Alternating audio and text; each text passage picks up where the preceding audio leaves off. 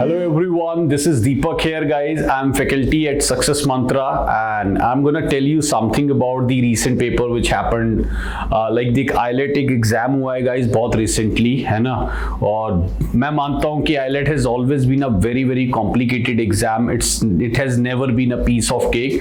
It's a roar of a lion. Everybody knows that this IELTS exam is very complicated और I believe मेरे को लगता है कुछ हद तक जो है बहुत ही ट्रिकी एग्जाम रहता है.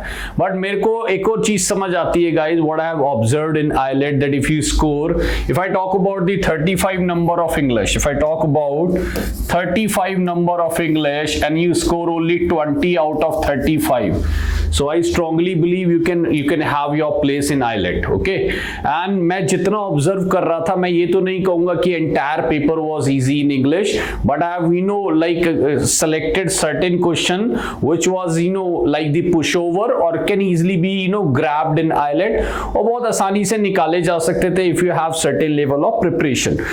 IELTS का कोई भी क्वेश्चन मैं नहीं मानता हूं कि वो आपको ऐसे मिल जाएगा कि आइए और करके चले जाइए. You should have a detailed concept available with you और आपको बहुत डिटेल्ड नॉलेज होनी चाहिए.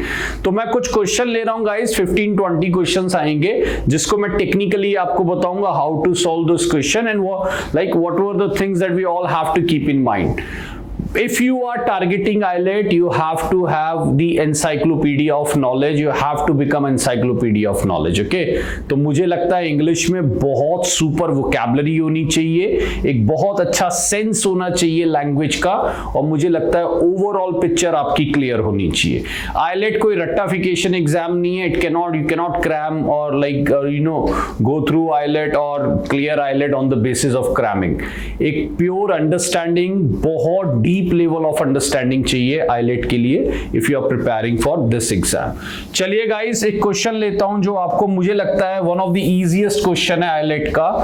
Guys, from the last 3-4 years they are asking for the part of speech identification. They give you one word and on the basis of that they ask you to match the like the A to A और B to C. इस type में कुछ एक matching process आता है. एक इस बार जो वर्ड आए थे, पहला वर्ड आया था नियर और एक वर्ड आया था बैक, जो मैं अभी दिखाने वाला हूं. राइट, सो गाइज आपको वो कह रहा है कि बताइए नियर जो है एडजेक्टिव कहां पर है, वर्ब कहां पर है, ठीक है, और वो कह रहा है नियर एडवर्ब कहां पर है और प्रेपोजिशंस कहां पर है. सो गाइज कई बार क्या होता है ना, we just start finding from the first one. अगर हमें नहीं मिलता तो हम कंफ्यूज हो जाते हैं. जो आपको लगता है कि बहुत आसान हो सकता है उसी से फाइंड आउट करिए. देखिए, पहली बात तो ये नियर दिख रहा है. ये नियर किसकी बात कर रहा है? ड्रॉ मेरा क्या है? वर्ब. तो इसका मतलब ये बन गया मेरा एडवर्ब. तो पहला क्वेश्चन तो मुझे यहीं से पता लग गया, वर्ब की क्वालिटी एडवर्ब. अब इसका मतलब है थर्ड ए है. अब थर्ड ए कहां पर है? थर्ड ए आपका ये यहां पर है और यहां पर है ना. बाकी जगह थर्ड यहां पे बी है और थर्ड यहां पे सी है, तो इसको कट कर दीजिए. हाँ, लेकिन ये तभी करिएगा when you are completely sure about it. दूसरा देखिए, mango tree near our house. Near जो है मेरे घर के पास है, उसके आगे है, उसके पीछे है, तो क्लियर पता लग रहा है कि नियर आवर हाउस. तो यहां से वो पोजीशन बता रहा है कि कहां पर है. तो नियर जो है कुछ हद तक प्रेपोजिशन लग रही है, तो इसका मतलब मुझे लगता है फोर्थ जो है वो जाके बी से मैच कर जाएगा. अब यहां पे बहुत आसान हो गया, यहां पे 4C है, यहां पे 4B है, तो इससे आगे मुझे अब देखने की ज्यादा जरूरत नहीं है. मेरे को आंसर मिल चुका है, A फॉर एप्पल. हाँ, एडवर्ब अगर आप देखना चाहे तो और भी आके देख सकते हैं. ये जो एडवर्ब था ये था. एडजेक्टिव जो है ये नियर जो है बात कर रहा है रिलेटिव की, ये आपका नाउन है, तो ये आपका एडजेक्टिव हो जाएगा, ठीक है ना. और ये आई एम नियरिंग, ये हेल्पिंग वर्ब है, ये आपकी मेन वर्ब है. तो यानी इस तरीके से आप ये पूरा क्वेश्चन जो है वो सॉल्व कर सकते थे. मुझे लगता है बहुत ही इजी पिक था और मेरे हिसाब से शायद 30-40 सेकंड का ही ये क्वेश्चन था. Right, so this was the question which was there in IELTS और we can easily crack this question. आते हैं गाइस, नेक्स्ट पे आते हैं, जल्दी से दूसरा क्वेश्चन उठाते हैं. नेक्स्ट क्वेश्चन भी बहुत इजी था मेरे हिसाब से. नियर एक मिनट रुकिए, बैक पे चलते हैं हम। बैक हमारा एक क्वेश्चन था। अब देखिए वो पूछ रहा है आपसे कि बैक जो है वो उसकी पार्ट्स ऑफ स्पीच बताइए, कहां पर नाउन है, कहां पर एडवर्ब है, कहां पे एडजेक्टिव, कहां पे वर्ब। तो गाइज नाउन कहां पर है? अब देखो जैसे मैं नाउन ढूंढना चाहूं, वैसे तो आइडिया तो यही सही रहता है कि आप यहां से शुरू कर दें, लेकिन मैं अगर नाउन भी ढूंढना चाहूं तो देखिए गाइज यहां पर वो बोल रहा है एट दी बैक। ये जो ए एंड द है ना गाइज, ए एन और the, this always comes with noun. ये हमेशा एक नाउन को फॉलो करते हैं, ठीक है। तो यहां पे द बैक ने क्लियर बता दिया कि ये बैक यहां पे नाउन है। तो अब मुझे देखना है कि ए फर्स्ट जो है सी में कहां मैच कर रहा है। और guys you will be surprise to see first C में सिर्फ एक ही जगह मैच कर रहा है। आंख मूंद कर I can mark this answer.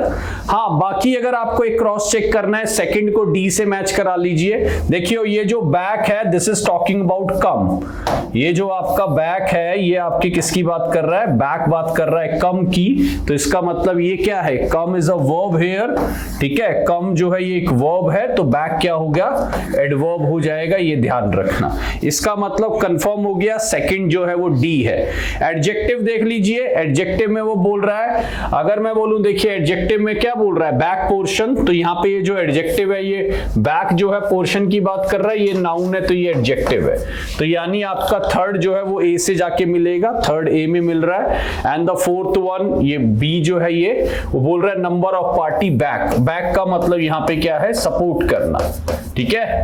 अगर जितने भी लोग हैं they already know that we already discuss the same question in the class as well, है ना। In the offline classes we discuss the same question.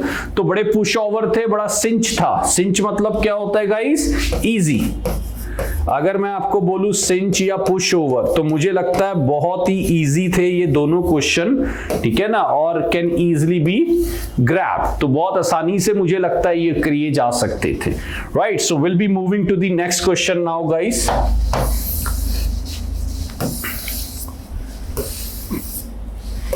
चलिए, बहुत इजी क्वेश्चन थे और मूव करते हैं हम नेक्स्ट पे।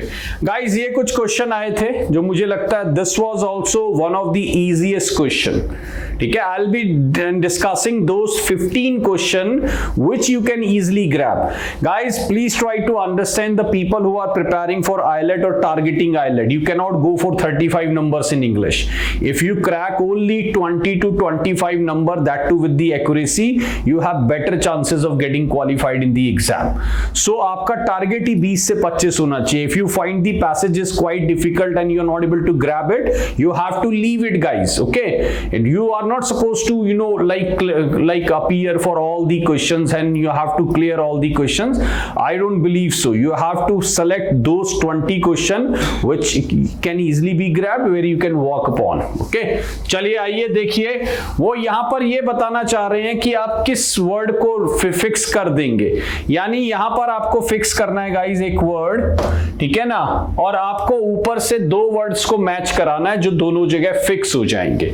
यानी आपको ये देखना है, अब देखिए रोड अगर रिपेयर होगी तो सीधी सी बात है ज्वेलर के कुछ नहीं काम, लेबल का कोई काम नहीं, प्लेयर्स का कोई काम नहीं, टू रिप्रेजेंट इंडिया का कोई काम नहीं, एट टुडेज मीटिंग का कोई काम नहीं, इन द स्टॉर्म कोई काम नहीं।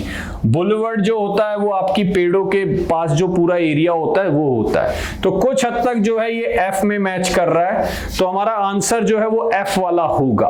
अब देखिए रोड रिपेयर्स टेक, अब यहां पे आंसर क्या बन रहा है? टेक। अगर मैं बोलूं तो एक मिनट मैं आंसर इसमें देख लेता हूं गाइस, रुक जाइए। एफ जो है हमारा आंसर बन रहा है यहां पे, और थर्ड हमारा हाँ जी कैरी। अगर आप देखेंगे रिपेयर हमेशा कैरी की जाती है, और वो कहां पे कैरी हो रही है? बुलेवर्ड। बुलेवर्ड जो होता है गाइस वो एक तरह का आपका वो होता है जहां पे चारों तरफ पेड़ से होते हैं, गली के लिए उसको हम बोलते हैं बार बार, ठीक है, उसको हम देख सकते हैं। चलिए, तो पहला मेरे को कैरी और ये आपका जो है इससे मैच कर रहा है, बहुत ही सिंपल था ये। दूसरा देखिए बाइजेट्री जो होता है गाइस वो एक तरह से जो जिसको क्या बोलते हैं, अगर मैं बोलूं तो बॉबल भी बोलते हैं, और एक तरह से टॉडरी ज्वेलरी बोल सकते हो। टॉडरी ज्वेलरी बहुत ही घटिया किस्म की ज्वेलरी और बहुत ही पॉम्पस और लो मतलब क्वालिटी की ज्वेलरी के लिए हम बोलते हैं, जो वो बिजोट्री बोलते हैं हम उसको, ठीक है, बाइजुट्री बोलते हैं। तो अब वो कहां से मैच होगा? देखो ये जो ज्वेलरी के रिलेटेड है वो तो ज्वेल से ही बात बनेगी, तो यानी ए से बात बनेगी इसकी। अब सब में ए दे रखा है, यहां भी ए दे रखा है, ये कट गया, ये ए नहीं है, ये ए दे रखा है, ये ए दे रखा है। अब यहां पर आपको ये देखना है कि और कहां से वो बन सकता है। तो गाइस अब ध्यान रखिए, चूज, मेक और गिव, प्रिंट और डैमेज और टेक। तो मुझे लगता है सबसे बेस्ट ऑप्शन है कि हम ये कहां से लेते हैं, है ना, ज्वेलर्स से लेते हैं। तो कुछ इसको 7 से मैच करा देंगे, आपका आंसर ये वाला आ जाएगा। ठीक है, तो 7 ऑल द बिजुटरी टेक, ठीक है, from the jewellers have now been recovered. तो कुछ हद तक मुझे लगता है ये ऑप्शन जो है आपका मैच कर जाएगा। अब देखिए लास्ट वाला तो मुझे लगता है was very very easy guys, है ना, the last one was very very easy. इसको तो निकालना बहुत ही आसान था। एडमोनिशन होता है गाइस स्कोल्डिंग करना किसी को एक तरीके से। When you are admonishing something you are scolding something, है ना, यू आर वार्निंग समथिंग। तो बताइए about their behaviour on the pitch was ignored. Pitch पे स्कोल्डिंग किसको मिलेगी? ऑब्वियस बात है प्लेयर्स को मिलेगी। मैं इसको थोड़ा सा हटा देता हूं। ठीक है, पिच पे जो स्कोल्डिंग मिलेगी गाइस वो किसको मिलेगी? वो प्लेयर्स को मिलेगी। तो एडमोनिशन जो है यहां पर किसको मिला? प्लेयर्स। तो सी देखिए कहां है, तो मुझे लगता है एक ही जगह सी है, वो क्या है? D for Delhi. इसको आप 4 से भी मैच करा लीजिए, गिव। यस, एडमोनिशन गिव करा जाता है यानी दिया जाता है, ठीक है ना।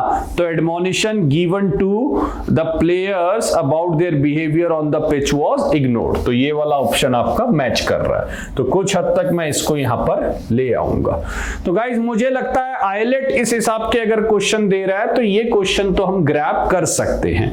These are very very easy to grab. कुछ हद तक हम इन क्वेश्चंस को पकड़ सकते हैं, कुछ हद तक इन क्वेश्चंस को हम देख सकते हैं। ठीक है, ये ध्यान रखिएगा।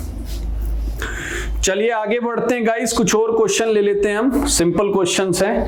अब ये जो है ना आईलेट जो दे रहा है ये भी थोड़ा सा ट्रिकी कर देता है, बट मुझे लगता है what I strongly believe guys, if you apply little bit of the thought process you can also grab these numbers. ठीक है, you can also grab this number. If I tell you the secret you must promise not to tell anyone. तो कह रहा है अगर मैं तुम्हें अपना सीक्रेट बताता हूं तो तुम किसी को नहीं बताओगे, मुझे यकीन है।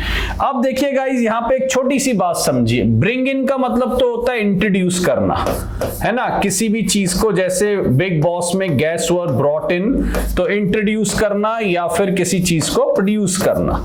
तो ब्रिंग इन तो हट गया। पुट डाउन टू का अलग मतलब होता है, मैं अभी नहीं बता रहा हूं क्योंकि नीचे उसका कुछ रिलेशन है।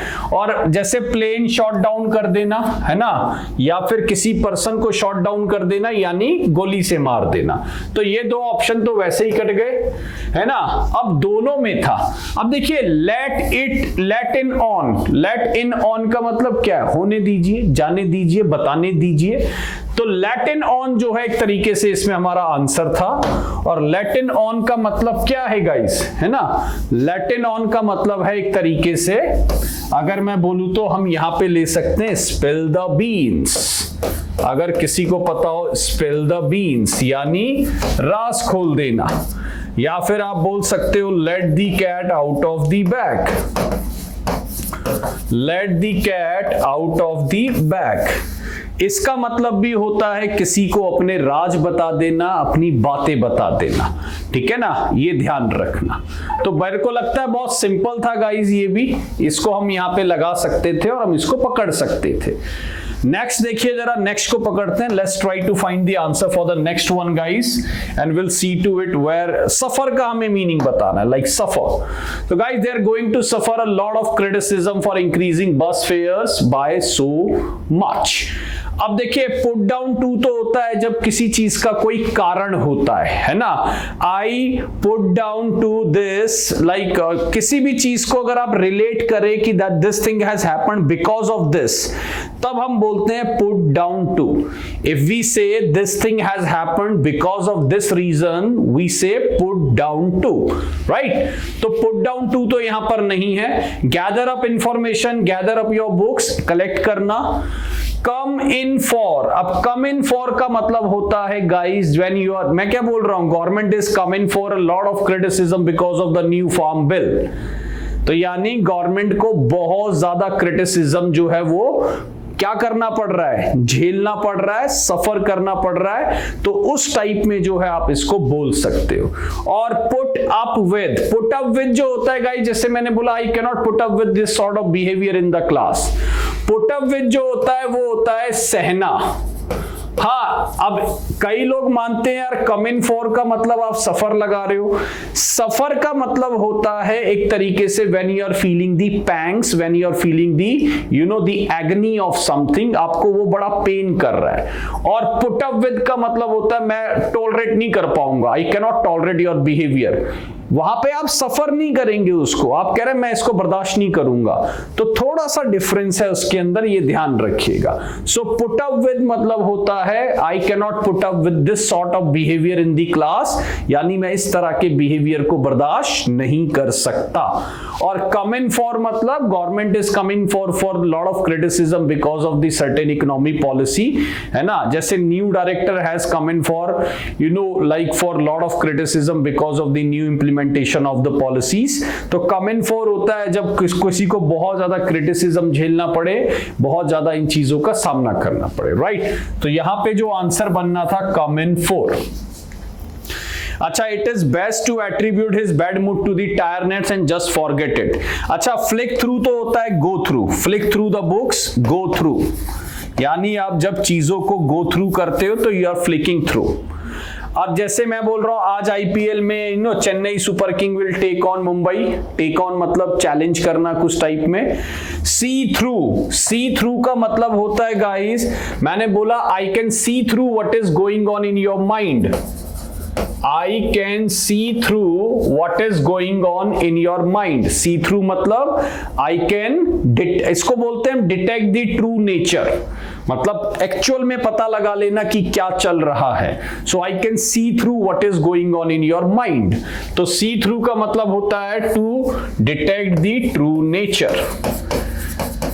अब guys, that is the reason why IELTS becomes a little bit difficult exam, because you need to have very good idea about phrasal preposition, lot of other things, or sometimes they give you very uncommon stuff as well. थोड़ा uncommon stuff देते हैं, नहीं तो phrasal भी बहुत आसानी से की जा सकती है अगर आप 4-5 क्लास कर लेते हैं phrasals पे, but they give you little bit uncommon stuff और जो थोड़ा सा लीक से हटके होता है, right?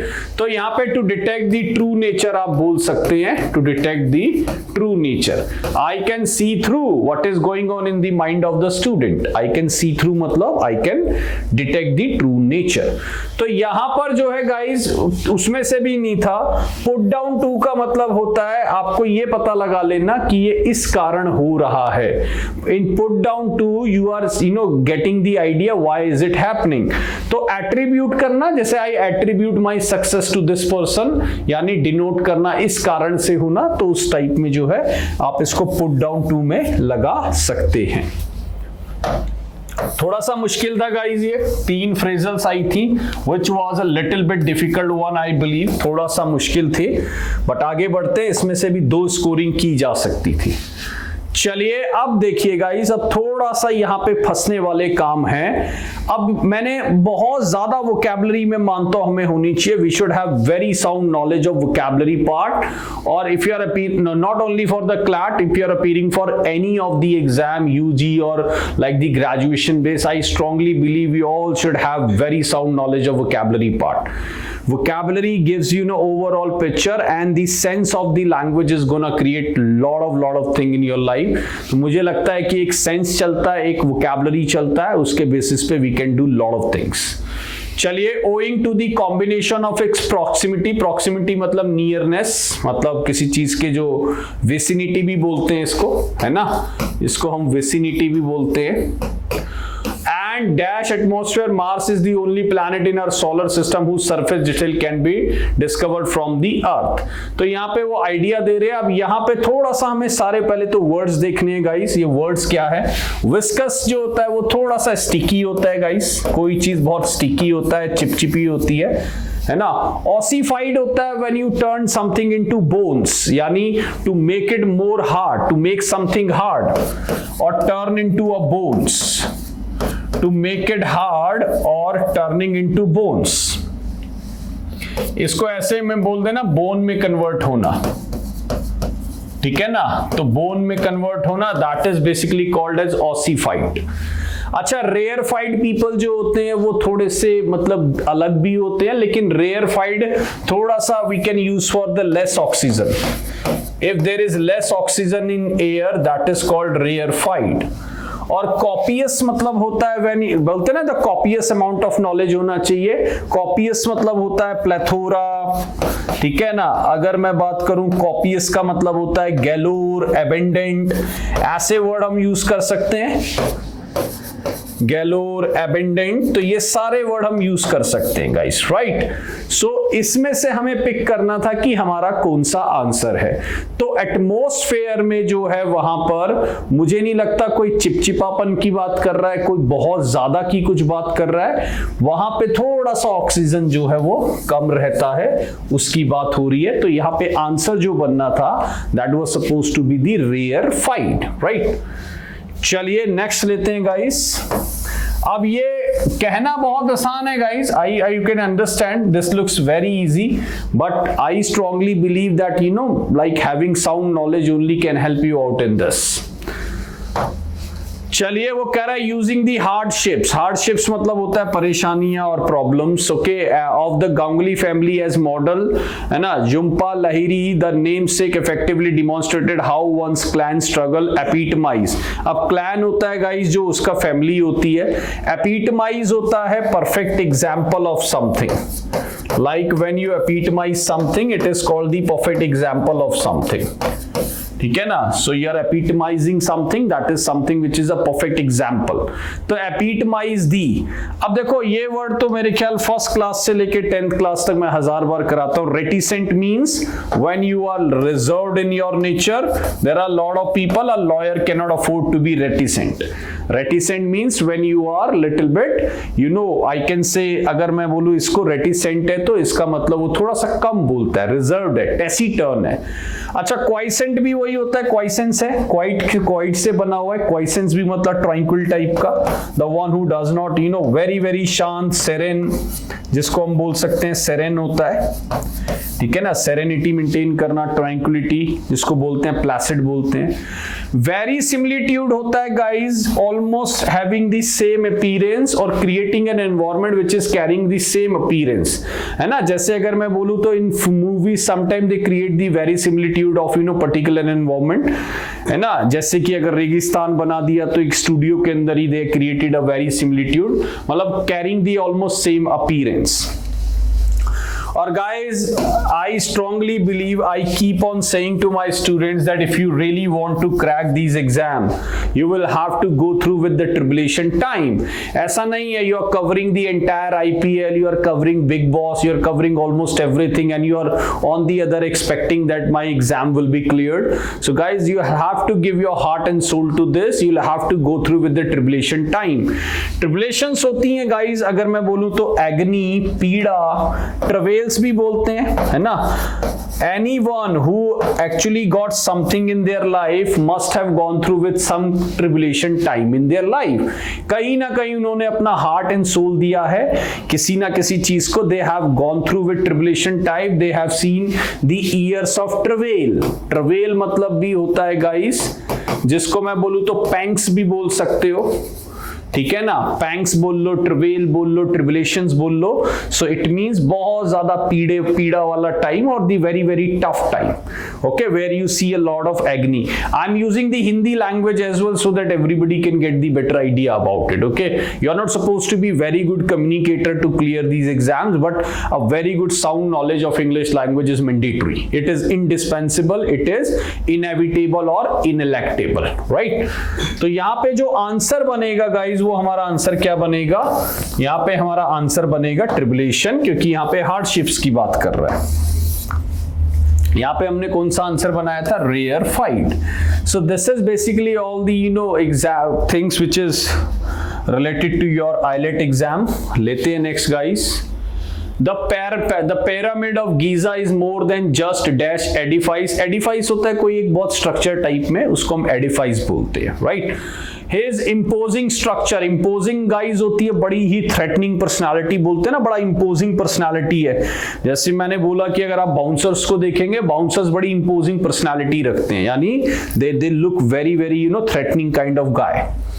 चलिए, तो imposing structure was built to create a chirping echo whenever people clap their hands on the staircase। तो वो यही बता रहा है कि कहीं ना कहीं बहुत ज्यादा जो है बहुत सॉलिड स्ट्रक्चर बनाया गया है, ठीक है। तो जब लोग क्लैप करते हैं तो कहीं ना कहीं एक जो है बहुत साउंड अच्छा सा आता है, चिरपिंग इको आती है उसमें से, वो चीज बोल रहा है, राइट। तो क्या है ऐसे में? अब पहले तो देखो, हम्बल तो होता है बहुत सिंपल, जैसे बोलते हैं ना बड़ा हम्बल बैकग्राउंड, बहुत नर्म सा।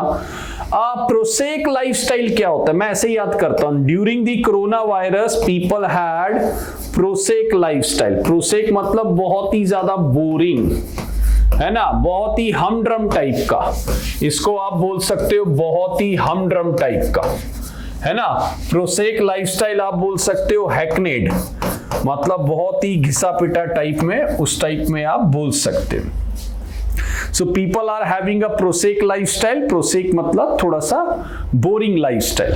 और स्पीशियस मतलब होता है डाउटफुल, है ना, स्पीशियस एक्टिविटी करता है यानी बहुत ही डाउटफुल एक्टिविटी करता है, राइट। सो स्पीशियस मतलब आप बोल सकते हो, ये स्पेशियस नहीं है, स्पीशियस है, तो इसको आप बोल सकते हो डाउटफुल थोड़ा सा। और गाइस वेनरेबल होता है बहुत ही, इज अ वेनरेबल गेस्ट, है ना। जैसे मैं बोलूं Atal Bihari Vajpayee has always been a venerable politician, तो हमेशा वो एक बहुत ही ज्यादा एस्टीम्ड, है ना, बहुत ही ज्यादा रिनाउंड, अगर मैं बोलूं तो पॉलिटिशियन रहे हैं, वेनरेबल गेस्ट, है ना, बहुत ही ज्यादा रिस्पेक्टेबल। तो मुझे लगता है पैरामिड जो है गाइज, ना तो वो स्पीशियस है, ना प्रोसेक है, ना हम्बल है, वो क्या है गाइज, वो वेनरेबल है, ठीक है। बहुत ही रिस्पेक्टेबल स्ट्रक्चर है। Even in the today's time people are surprise how this structure was build, how this such heavy stone were lifted without the modern technology, no cranes, how the entire thing was planned। There is no like solid proof for that, but this seems to be a meticulous structure and it has like got the veneration throughout the world। तो मुझे लगता है पूरे world में एक venerable structure माना जाता है, बहुत ही रिस्पेक्ट है, बहुत लोग इसको देखने जाते हैं। चलिए नेक्स्ट देखते हैं गाइस, तो यहाँ पे हमारा वेनरेबल आंसर आ गया है। नेक्स्ट देखते हैं हम, Some wealthy city dwellers became enchanted। enchanted होता है गाइस कैप्टिवेट हो जाना, मोहित हो जाना, bewitching हो जाना, है ना। अगर कोई enchanted हो गया है तो enchanted मतलब the person is very very captivated, है ना, उस बात में spellbind हो जाना, mesmerize हो जाना, है ना, spellbind हो जाना, ठीक है। अगर मैं बोलूं तो और बहुत बोल सकते हो कि ना, बड़ा एंटाइसिंग हो जाना टाइप में, एंटाइस होता है बहुत टेम्पटिंग टाइप में। तो क्या होता है देखिए, some wealthy city dweller became enchanted with the prospect of trading their hectic schedule for a bucolic life। bucolic होती है गांव देहात वाली लाइफ। bucolic मतलब when you staying and going in the village side और country side में जाके you are spending your life, so that is called bucolic, right। so bucolic life जो country side में है उसको अपने hectic schedule से निकाल कर कहीं ना कहीं उसकी, यार बहुत बहुत अमीर लोग होते हैं, सबके फार्म हाउस होते हैं, they spend some time in their farm house, है ना। like you must have seen Salman Khan spending time in their farm house, his farm house, तो वो एक bucolic life के लिए कहीं ना कहीं लोग रखते हैं। अच्छा, and they buy property with a pleasant view of farmland, और वहां पे वो farmland के लिए वहां पे property buy करते हैं, only to find the stench of livestock so dash that they move back to the city।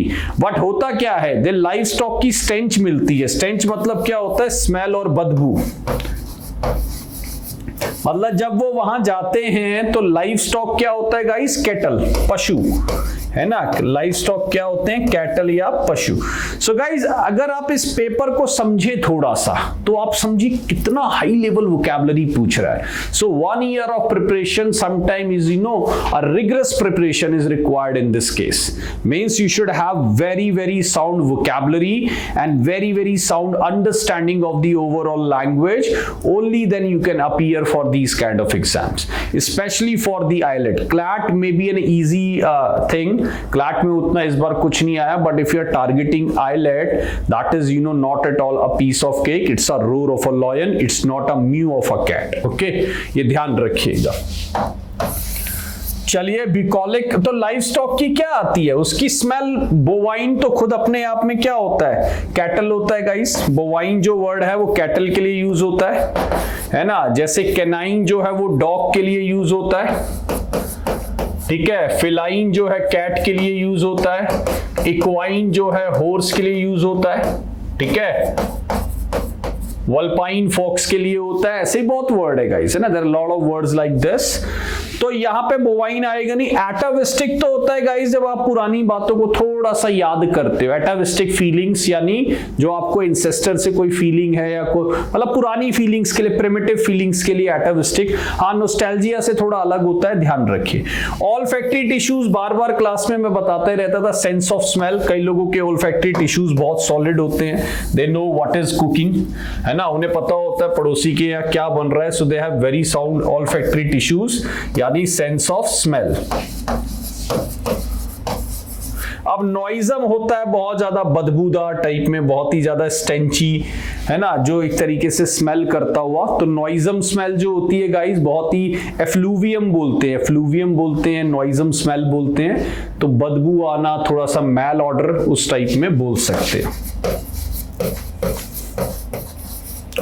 तो हमारा जो आंसर बनेगा वो बनेगा नॉइजम. ऑल्फैक्टरी से कोई मतलब नहीं, एटाविस्टिक और बोवाइन से कोई मतलब नहीं. तो हमारा जो आंसर बन रहा है वो क्या बन रहा है गाइस, नॉइजम. आ जाइए आगे बढ़ते हैं जल्दी से. ये मुझे लगता है तीनों क्वेश्चन आसान थे guys. This can easily B cracked. मैं वो क्वेश्चन दिखा रहा हूं जो आराम से मिल जाते हैं, which if you have little bit of the knowledge you can easily crack these question. चलिए, when Sheena brought home the irascible puppy. irascible होता है चिड़चिड़ा, peevish. irascible मतलब peevish, है ना. grumpy old man, ठीक है ना. स्प्लैनेटिक, ये सारे वर्ड धीरे धीरे आप सबको पता होने चाहिए. स्प्लैनेटिक, ठीक है. ग्रम्पी, स्प्लैनेटिक, इरासिबल, पेट्यूलेंट, टेस्टी, ठीक. ये सारे वर्ड हमें पता होने चाहिए कि ये क्या है. Irascible puppy. Her mosquitoes and dogs. अब मोर क्वाइट्स एंड डॉग्स मतलब उसके जो, देखिए इसका कहने का मतलब शीना जो है एक इरासिबल पपी को लेके आई, यानी बहुत चिड़चिड़ा, बहुत ही लड़ने वाला पपी था. लेकिन उसके जो क्वाइट्स एंड डॉग थे, है ना, वह रेटल मतलब परेशान हो जाना टाइप में. बाय डैश, ठीक है, house, bye their new dash housemate. अब ये वर्ड क्लासेस के अंदर भी 1000 बार मैं करा चुका था कि अगर आपको कहीं पर भी बेल दिख जाए, सो बेल मींस क्या होता है गाइस, फाइट. ध्यान रखना. तो वर्ड बनते हैं बेलिजुरेंट और बेलिकोस. वर्ड कौन से बनते हैं, बेलिजुरेंट और बेलिकोस. अब देखिए, लैंग्विड बिहेवियर तो होता है बहुत ज्यादा लेजी टाइप में, है ना, लैकडाइसिकल टाइप में. लैंग्विड तो हो गया बहुत ज्यादा लैकडाइसिकल, लेजी बिहेवियर, बहुत ज्यादा लिस्टलेस बिहेवियर, बहुत ही ज्यादा स्लगिश. बैलिकोस होता है लड़ने को तैयार. और डिमिनिटिव जो होता है गाइस, डिमिनिटिव आपका होता है बेसिकली, अगर मैं बोलूं तो बहुत ही ज्यादा कैसा, छोटा. डिमिनिटिव मतलब स्मॉल. डिमिनिटिव मतलब क्या होता है, स्मॉल. और अगर if people are phlegmatic in their behaviour, phlegmatic in behaviour, they are least bothered. मतलब इसको आप ये भी बोल सकते हो, दे आर इनडिफरेंट, है ना, दे आर इनसोशिएंट और नॉनशलांट. ठीक है, दे आर इनसोशिएंट और you can say they are nonchalant, यानी जिनको फर्क ही नहीं पड़ता क्या हो रहा है क्या नहीं हो रहा है. तो गाइज ये बहुत मैं कहूंगा इसको अगर आप तैयारी करते हैं तो निकल भी जाते हैं. हाँ, इस लेवल की तैयारी आपको चाहिए ही चाहिए, ये ध्यान रखना. चलिए, यहां से अगर मैं आंसर पिक करना चाहूं, so what would be my answer. बहुत ही बैलिकोस पपी को लेकर आए थे वो घर पे. चलिए, despite the vast amount of like time. अब देखो यहां पर वो बोल रहे डिस्पाइट. डिस्पाइट का मतलब कि उसको नॉलेज तो बहुत थी, है ना, और 6 डिफरेंट लैंग्वेज उसने सीखी थी. यानी इस बात को अब वो कॉन्ट्राडिक्ट करेगा, क्योंकि डिस्पाइट का मतलब despite working hard he failed. तो गाइज यहां पर ध्यान रखना वो कैसा राइटर होगा, फिर कैसा कम्युनिकेटर होगा। एस्ट्यूट तो होता है बड़ा शार्प, है ना, एस्ट्यूट मतलब बहुत सगैशियस और शार्प। क्लेवर कहते हैं ना, एस्ट्यूट पॉलिटिशियन, मैकियावेलियन, है ना, मैकियावेलियन वैसे रॉन्ग वे में यूज होता है। एस्ट्यूट पॉलिटिशियन, सगैशियस पॉलिटिशियन यानी बहुत ही ज्यादा शार्प। अच्छा, प्रोलिफिक होता है जिसको बहुत डिटेल नॉलेज हो, जैसे कहते हैं ना प्रोलिफिक राइटर। प्रोलिफिक राइटर मतलब जिसने बहुत कुछ पढ़ा हो, प्रोफाउंड जिसको बोलते हैं, ठीक है। और मैल एड्रॉइट होता है very bad, like who is not Adroit मतलब स्किल्ड, मैल एड्रॉइट मतलब बैड स्किल। तो मैल एड्रॉइट क्या होता है गाइस, बैड स्किल। और फ्लोरिड होता है थोड़ा सा फ्लैम्बॉयंट, जो बहुत सजा के लिखता हो। फ्लोरिड लैंग्वेज लिखना मतलब बहुत ही फिगर ऑफ स्पीच टाइप की लैंग्वेज को दिखाना, ठीक। तो गाइस कुछ हद तक मैं मानता हूं उसको वास्ट अमाउंट ऑफ नॉलेज थी, बट फिर भी वो एक मैल एड्रॉइड कम्युनिकेटर था। His mastery of vocabulary and grammar failed, यानी उसके पास वोकैबुलरी थी बहुत, उसके पास चीजें थी, लेकिन फिर भी वो फेल्ड हो गया। एक कोजेंट प्रोज नहीं लिख पाया। कोजेंट मतलब बहुत ही प्रभावशाली। कॉजेंट मतलब क्या होता है, बहुत प्रभावशाली, है ना। कॉजेंट रिप्लाई क्या होते हैं, बहुत ही एक्स्ट्राऑर्डिनरी रिप्लाई, ठीक है। तो गाइज ये एक छोटा सा हम देख रहे थे। इसमें बस मैं एक दो क्वेश्चन और ले लेता हूं और आज मैं इतने पे ही रखूंगा। 10-12 क्वेश्चन मैंने दिखाए। कुछ और क्वेश्चंस भी थे which were quite easy to handle, not quite easy I would say, but हाँ वो हैंडल किए जा सकते थे। पैसेज बहुत मुश्किल आया था आईलेट के अंदर, मुश्किल इन द सेंस कि if you have sound knowledge उसको भी कर सकते हैं, but I believe it was a bit difficult as compare to the time given by the AILET, है ना, तो उसको थोड़ा सा मुश्किल हो गया था। यहां पर वो कह रहे हैं कि मिस्टर शर्मा अब इसमें से ना एरर निकालनी थी, तो एरर देखो हमेशा मुश्किल रहती है, एरर फाइंडिंग, ग्रामर पार्ट हमेशा मुश्किल रहता है थोड़ा सा।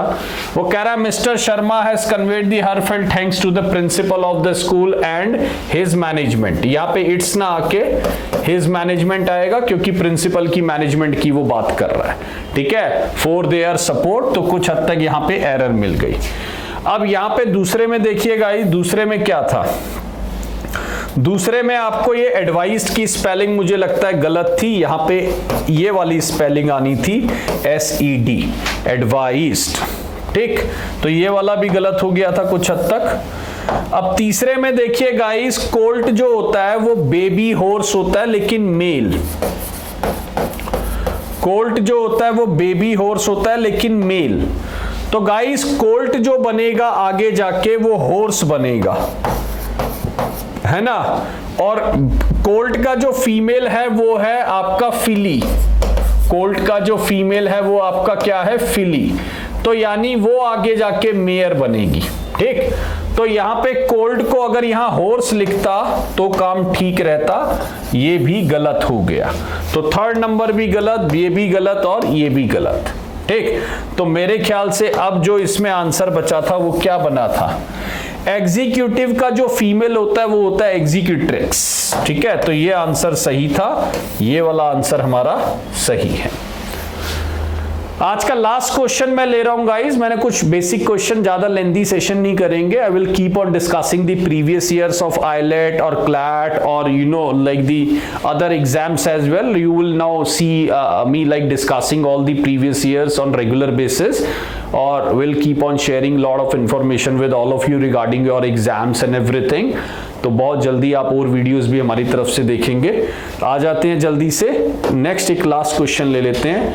यू हैव फॉलन, अब देखो यहां पर मुझे पता ही लग रहा है, you have fallen into, fall into होता है, फॉल इन नहीं होता, ठीक है। अब यहां पे देखिए, he is calling you a bad name. पहले ध्यान रखना, कॉल नेम का मतलब होता है अब्यूज करना। तो कॉलिंग यू बैड नेम नहीं बोलेंगे, हम इसको बोलेंगे he is calling me names. तो कॉल नेम का मतलब अगर मैं बोलूं तो अब्यूज करना। तो यहां he is calling you bad name नहीं, he is calling you a name, ये बैड हटा देना चाहिए। ही सेट एवरीथिंग एट नॉट होगा गाइस, ये ठीक है ना, एट नॉट होगा, ये आपका जो है इसको ही सेट एवरीथिंग टू नॉट नहीं होता, ये एट नॉट होता है, ठीक। हाँ, ये वाली लाइन जो है बिल्कुल सही थी, प्लीज रन थ्रू मतलब गो थ्रू, ठीक है ना। तो ये वाली लाइन हमारी सही थी।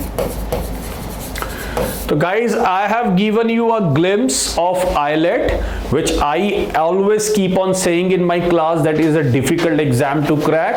But it is not invincible. All human being will get the admissions. Okay? There is no alien who's gonna get the admission in this university. So I strongly believe, guys, if you give a rigorous preparation to this exam, definitely. मैं IELTS पे भी आने वाले time में I'll be having a discussion with you on like the CLAT as well. I'll take separate session on other exam as well. I hope you will enjoy this session.